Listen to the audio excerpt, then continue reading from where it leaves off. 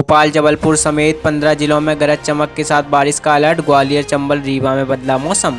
अलग अलग स्थानों पर बनी 5 मौसम प्रणालियों के प्रभाव से प्रदेश के पश्चिमी क्षेत्र में बादल छाने लगे हैं। इस वजह से रविवार को कई शहरों में दिन के तापमान में कुछ गिरावट भी दर्ज की गई है। हालांकि पूर्वी मध्य प्रदेश में गर्मी के तेवर और भी तीखे हो गए हैं, जिसके चलते सतना 43.2 डिग्री सेल्सियस तक जा पहुंचा। राजधानी सहित 19 शहरों में अधिकतम तापमान 40 डिग्री सेल्सियस से अधिक रहा। गृह क्षेत्रों में दिग्विजय सिंह और ज्योतिरादित्य सिंधिया को मिल रही हैं चुनौतियां।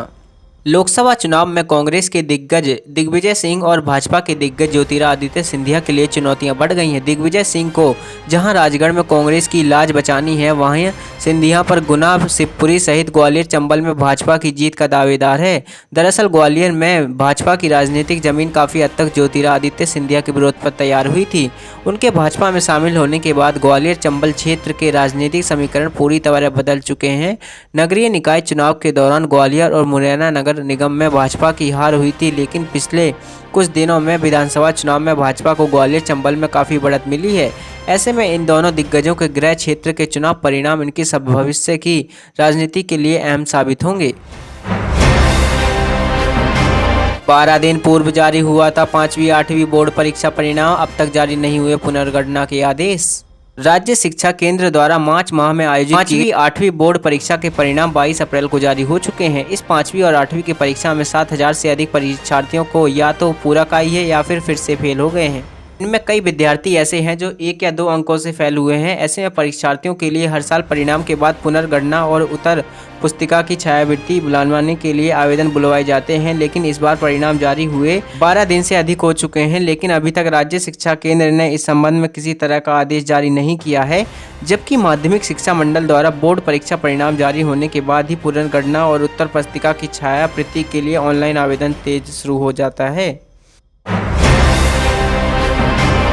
महाकाल मंदिर में जन कल्याण के लिए शुरू हुआ महारुद्राभिषेक। ज्योतिर्लिंग महाकाल मंदिर में रविवार को जन कल्याण की उदात्त भावना से नंदी महामंडप में महारुद्राभिषेक का शुभारंभ हुआ है। सुबह 11 बजे मंदिर समिति अध्यक्ष व कलेक्टर नीरज कुमार सिंह ने अनुष्ठान का संकल्प लेकर सतपनीक पूजा अर्चना की। 5 से 10 मई तक आयोजित होने वाले इस अनुष्ठान को मंदिर के पुजारी पुरोहित संपन्न कराएंगे। काल मंदिर समिति द्वारा देश, प्रदेश व नगर में अच्छी वर्षा, उत्तम खेती तथा प्रजा की खुशहाली के लिए परिवार में अंकुरेश्वर मंदिर के सामने 5000 साल पुरानी पद्धति से सोमराज का आयोजन किया जा रहा है। इस यज्ञ को सोलापुर से आए वैदिक विद्वान संपन्न करा रहे हैं। यह अनुष्ठान 9 मई तक चलेगा। केरल में समुद्र है वरना पता नहीं राहुल कहां गए होते, मध्य प्रदेश के सीएम ने क्यों कहा ऐसा।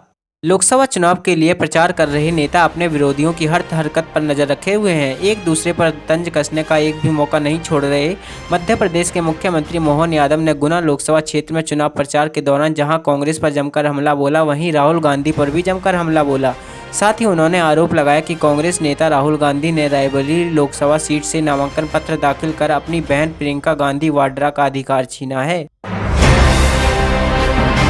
कांग्रेस में खत्म नहीं हो रहा भगदड़, अब विधायक निर्मला सपने बीजेपी में शामिल, पीएम सीएम की हुई तारीफ। इस लोकसभा चुनाव में कांग्रेस पार्टी में मानो भगदड़ सी मची है। देश के अलग अलग हिस्सों से कांग्रेस पार्टी के नेता लगातार पार्टी को छोड़ रहे हैं। अब मध्य प्रदेश में बीजेपी ने कांग्रेस को बड़ा झटका दिया है। सागर जिले में कांग्रेस विधायक निर्मला का साथ छोड़ बीजेपी का दामन थाम लिया है। बीजेपी में शामिल होने के बाद निर्मला सपने ने प्रधानमंत्री नरेंद्र मोदी और राज्य के मुख्यमंत्री डॉक्टर मोहन यादव की जमकर तारीफ भी की है। पीओके पर कब्जा करने की जरूरत नहीं, वहां के लोग खुद भारत में शामिल होंगे, राजनाथ ने क्यों कहा ऐसा, जानिए। रक्षा मंत्री राजनाथ सिंह ने कहा कि पाकिस्तान के कब्जे वाले कश्मीर पर भारत अपना दावा कभी नहीं छोड़ेगा, लेकिन इस पर बलपूर्वक कब्जा करने की आवश्यकता नहीं पड़ेगी। ऐसा इसलिए क्योंकि यहाँ के लोग कश्मीर में विकास को देखने के बाद खुद भारत का हिस्सा बनना चाहेंगे।